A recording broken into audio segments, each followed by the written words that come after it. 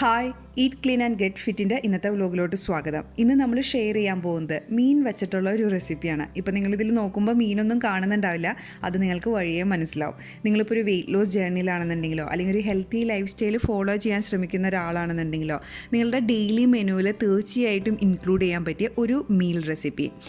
ഇതിൽ ഏകദേശം 384 കാലറീസ് ആണുള്ളത്. ഇതിൻ്റെ ന്യൂട്രീഷൻ ഫാക്ട്സ് ആണ് ഇവിടെ കൊടുത്തിരിക്കുന്നത്. ഈ 384 കാലറീസ് എന്ന് പറയുന്നത് ഇതിൽ വച്ചിരിക്കുന്ന ഈ പ്ലേറ്റിൽ വച്ചിരിക്കുന്ന എല്ലാ ഫുഡിൻ്റെയും കൂടെ കൂട്ടിയുള്ള കാലറീസ് ആണ് കേട്ടോ. അതായത് 2 ചപ്പാത്തിയുടെയും ആ മീൻ വച്ചിട്ടുള്ള റെസിപ്പിയുടെയും പിന്നെ കുക്കുംബറിൻ്റെയും. അതായത് ഈ ഒരു ഫുൾ മീലിന് ഏകദേശം 384 കാലറീസ് ആണ് ഉള്ളത്. ഇനി ഇതെങ്ങനെയാണ് ഉണ്ടാക്കുന്നതെന്ന് കണ്ടു നോക്കാം. ഒരു പാത്രം വെച്ച് ചൂടായതിനു ശേഷം അതിലോട്ട് ഒരു ടീസ്പൂൺ വെളിച്ചെണ്ണ ചേർത്ത് കൊടുക്കാം. അല്ലെങ്കിൽ ഞാനിപ്പോൾ ഇവിടെ ഓയിൽ സ്പ്രേ ചെയ്ത് കൊടുക്കുകയാണ്. ഓയിലൊന്ന് ചൂടായതിനു ശേഷം ഇതിലോട്ട് നമ്മൾ ചേർത്ത് കൊടുക്കാൻ പോകുന്നത് 1.5 മീഡിയം സൈസ് തക്കാളി, പിന്നെ ഒരു അര സവാള ചെറുതായിട്ട് അരിഞ്ഞത്, പിന്നെ ഒരു പച്ചമുളക്, കുറച്ച് കറിവേപ്പില, ഒരു വെളുത്തുള്ളി അല്ലി പൊടിയായിട്ട് അരിഞ്ഞത്. ഇതെല്ലാം കൂടെ ചേർത്ത് കൊടുത്തതിന് ശേഷം ഒരു 30 സെക്കൻഡ് ഒന്ന് സോട്ട് ചെയ്യാം. ഇനി നമ്മൾ ഇതിലോട്ട് ചേർത്ത് കൊടുക്കാൻ പോകുന്നത് സ്പൈസസ് ആണ്.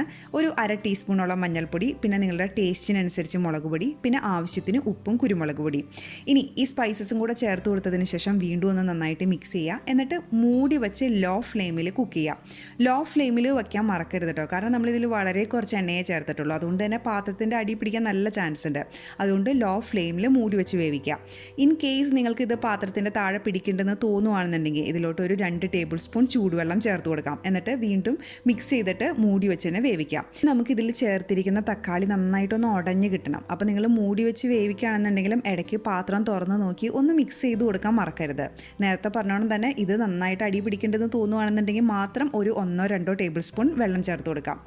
ഇപ്പോൾ ഇത് അത്യാവശ്യം നന്നായിട്ട് കുക്കായിട്ടുണ്ട്. ഞാനിനി എൻ്റെ കയ്യിലിരിക്കുന്ന ഈ തവ വച്ച് തന്നെ ഒന്നും കൂടി ഒന്നൊരു പേസ്റ്റ് പോലെ ആക്കാണ്. ഇതിന് മിക്സിയിലിട്ട് അടിക്കൊന്നും വേണ്ട കേട്ടോ. ജസ്റ്റ് നമ്മുടെ കയ്യിലിരിക്കുന്ന തവി വച്ചൊന്ന് മൊത്തത്തിൽ ഇപ്പോൾ ഈ വീഡിയോയിൽ കാണുന്നത് പോലെ ഒന്ന് ഉടച്ചെടുത്താൽ മതി. എന്നിട്ടൊന്ന് ടേസ്റ്റ് നോക്കുക. നിങ്ങൾക്ക് ആവശ്യത്തിന് ഉപ്പും കുരുമുളക് പൊടിയൊക്കെ ഉണ്ടെന്ന് ഉറപ്പ് വരുത്തിയതിന് ശേഷം ഇനി ഇതിലോട്ട് നമ്മൾ ചേർത്ത് കൊടുക്കാൻ പോകുന്നത് മീനാണ്.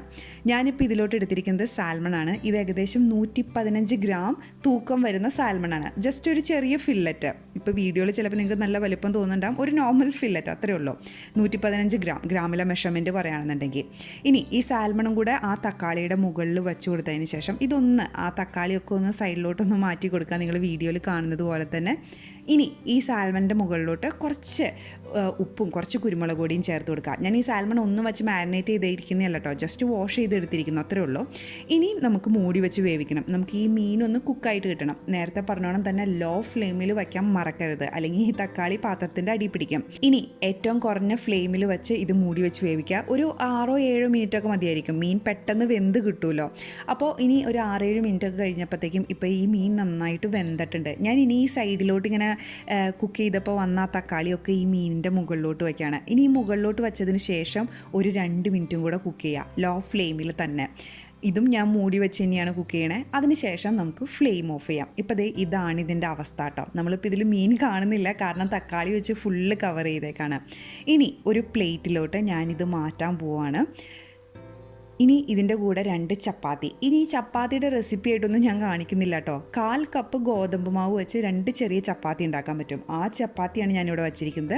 പിന്നെ ഏകദേശം ഒരു അര കുക്കുംബറും വെച്ചിട്ടുണ്ട്. നിങ്ങൾക്കിപ്പോൾ കുക്കുംബർ തന്നെ കഴിക്കണമെന്നില്ല കേട്ടോ. നിങ്ങൾക്ക് ക്യാരറ്റ് ഏത് റോ വെജീസാണോ കഴിക്കാൻ ആഗ്രഹമുള്ളത് അത് ഇതിൻ്റെ ഒപ്പം കഴിക്കാം. ഇത്രയേ ഉള്ളൂ ഇതിൻ്റെ പരിപാടി. ഇത് നല്ല ടേസ്റ്റാണ് കേട്ടോ കഴിക്കാൻ. നമ്മളിപ്പോൾ വിചാരിക്കും അയ്യോ ഈ മീനിൽ നമ്മളൊന്നും മാരിനേറ്റ് ഒന്നും ചെയ്ത് വെച്ചില്ലല്ലോ, അപ്പോൾ ഇത് ടേസ്റ്റ് ഉണ്ടാവുമെന്നൊക്കെ വിചാരിക്കും. പക്ഷേ നിങ്ങളൊന്ന് ട്രൈ ചെയ്ത് നോക്ക്, ഇത് എന്തായാലും ടേസ്റ്റ് ഉണ്ടാവും.